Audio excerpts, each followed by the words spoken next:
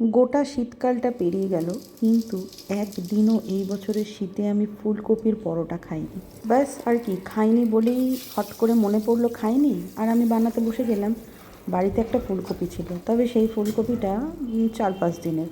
তো সেই কারণেই ফুলকপিটাকে একটুখানি ভাপিয়ে নিয়েছি, একটুখানি ভাপাতে গিয়ে একটু বেশি ভাপানো হয়ে গেছে। যাকে মশলার মধ্যে কী কী দিয়েছি সেটা বলে দিই। প্রথমেই কড়াইতে তেল দিয়েছি, হিং দিয়েছি, জিরে, গোটা জিরে ফোড়ন দিয়েছি, তারপরে আদা, কাঁচা লঙ্কা আর টমেটো ওটাকে চপারে চপ করে নিয়ে সেটা তেলের মধ্যে দিয়ে একটু হালকা নাড়াচাড়া করেছি। তারপরে নুন, চিনি, হলুদ, তিনটে, হলুদটা নয়, নুন আর চিনি ব্যালেন্স করে নিয়েছি, নিয়ে ভালো করে ওটাকে কষতে দিয়েছি। এই ফাঁকে আমি ওই ফুলকপিগুলোকে একটু চপারে চপ করে নেবো। এটা না সিজনের, মানে শীতকালের ফুলকপি যদি হতো, আমি কিন্তু সেদ্ধ করতাম না, মানে ভাপাতামই না। কিন্তু যেহেতু এখন গরমের ভাব পড়ে গেছে, তো সেই জন্য এখন ফুলকপি মানেই হচ্ছে সাড়ে ভরা। তো সেই কারণে, আর মাও খাবে, তো ওই জন্য না আমি আর রিস্ক নিলাম না, আমি একটুখানি ভাপিয়ে নিলাম, একটু বেশি করেই ভাপিয়েছিলাম। তো যাই হোক, ওই ফুলকপিগুলো যেগুলো চপ করেছি সেগুলো দিয়ে দিলাম হচ্ছে কড়াইয়ের মধ্যে। এরপরে আর কিছুই না, একদম হাতে সময় নিয়ে এটাকে শুধু নাড়তে হবে যতক্ষণ না জলটা না মরে যাচ্ছে। তবে ফুলকপির পুরটা যদি টেস্টি হয়ে যায় না, তাহলে আর পরোটার পিছনে বেশি খাটতেই হয় না। আর ফুলকপিটা যদি টেস্ট না হয়, তাহলে তো পরোটার পিছনে বিশাল খাটতে হয়। যাকে জাস্ট যোগ করছিলাম। তো এইদিকে আমার ফুলকপি হয়ে গেছে, এটাকে দিলাম আমি ঠান্ডা হতে। এরপরে আমি সব আস্তে আস্তে একটা একটা করে জিনিস নিয়ে আসবো, কারণ বাবু হয়ে না বসলে এই সমস্ত কাজ একদমই হয় না। আর ওই চেয়ার টেবিলে বসলে না যেন মনে হয় কি যে কি একটা যেন কম পড়ে গেল, কম পড়ে গেল। ওকে, তো আমি আজকে রাতের খাবারে ফুলকপির পরোটা বানাচ্ছি। তো পুর হয়ে রেডি হয়ে গেছে, আর আমি আটাটা না আমি সকালবেলা, মানে সকালবেলা না, দুপুরবেলা খাওয়া দাওয়ার পরে মেখে রেখেছি। তো এর মধ্যে নুন, চিনি, টক দই আর হচ্ছে সাদা তেল। সাদা তেল যেরকম ময়াম হয়, শুধু এক্সট্রা করে আমি টক দইটা অ্যাড করেছি, তাতে একটু সফট হবে।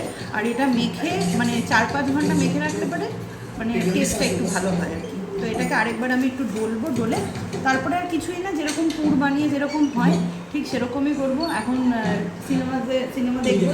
আচ্ছা, আপনারা এক সিনেমা টিভিতে বারবার দেখতে পছন্দ করেন, বা কখনো ইউটিউব অন করে বা নেটফ্লিক্স অন করে একই সিনেমা বারবার দেখতে ভালো লাগে আপনাদের? আমার কিন্তু বেশ লাগে। এই হলিডে সিনেমাটা প্রায় কিছু না হলেও 20 থেকে 25 বার মতন মনে হয় আমি দেখে নিয়েছি। তারপরেও আমার খুবই ভালো লাগে। আমার এই বদ গুণের জন্য না আমার বর আমার সাথে টিভি দেখতে বসে না, জানেন? এই হলিডে সিনেমাটা, তারপরে ওই যে শাহিদ কাপুর আর অমৃতা রাওয়ের বিবাহ সিনেমাটা, তারপরে এক বিবাহ ऐसा भी, সেই সোনু সুদ আর ওই কী যেন নামটা, ওই হিরোইনটার, ঈশা, ঈশা কী যেন নাম। তো এদের এই সমস্ত সিনেমাগুলো না আমার দেখতে খুব ভালো লাগে, আর আমি না দেখিও বসে বসে বারবার দেখি, ইউটিউবে ফোনে দেখি। তো ভালো লাগে দেখতে। তো সেই কারণে আমার বর আমার সাথে সিনেমা দেখতে বসে না, বলে দূর, তোমার সাথে সিনেমা দেখে মজা নেই। তো যাই হোক, কথা বলতে বলতে আমি প্রত্যেকটা আটার মধ্যে না আমি ফুলকপিগুলোকে, স্টাফিংগুলোকে দিয়ে দিচ্ছি। আর এই কাজটা না সত্যি আমি পারি না। আগে একটা টাইমে খুব ভয় লাগতো। আমি ভাবতাম যে মানুষ এই স্টাফিং পরোটাগুলো কী করে করে। আমার মা ঝটপট ঝটপট ঝটপট ঝটপট করে, মানে কী যে ফাস্ট করতো, সেই অনুপাতে আমি কিন্তু এখনও স্টাফিং পরোটাতে প্রায় ওই 10-এর মধ্যে 3-4ই পাই। কারণ কখনো ফোলে, কখনো ঠিকঠাক হয়, আবার কখনো ঠিকঠাক হয় না। এতবার করেছি কিন্তু তাও ভুল হয়। বেশি ভুল হয় হচ্ছে এই স্টাফিংগুলো তো ঠিকঠাক মতন ঢুকিয়ে দিই, তারপরে বেলতে গিয়ে নয় প্যাচাত করে বেলনি চাকিটা যখনই পেটের মধ্যে চাপবো, নয় প্যাচাত করে বেরিয়ে যাবে, আর না হলে ভাজতে গিয়ে খুন্তির গুঁতো খেয়ে চামড়া ছাল বাকলাই উঠে যায় রুটির। হ্যাঁ, তো আমার সাথে এগুলো হয়। সব কিছু কি আর একসাথে পটু হওয়া যায় বলুন তো?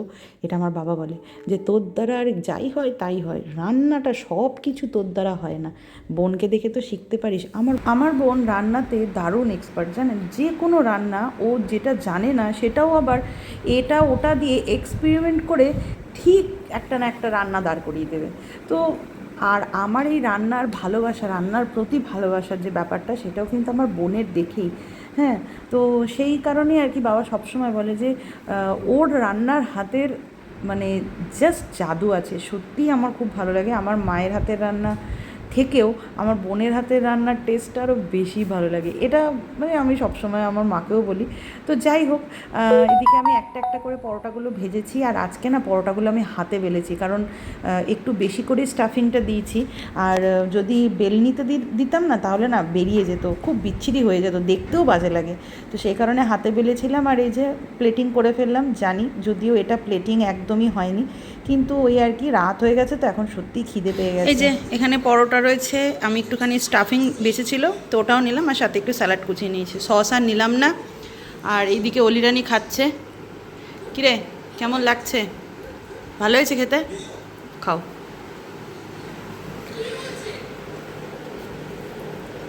যদিও স্টাফিংটা আছে, আর পরোটার ভেতরে এই যে দেখুন দেখাচ্ছি, মানে পরোটাগুলোর আজ ভেতরে স্টাফিংগুলো আমি একটু বেশিই দিয়েছি। এই দেখুন পুরো ভেতরে কিন্তু ভরে ভরে স্টাফিং আছে। একটু খেয়ে দেখা যাক। নিলাম।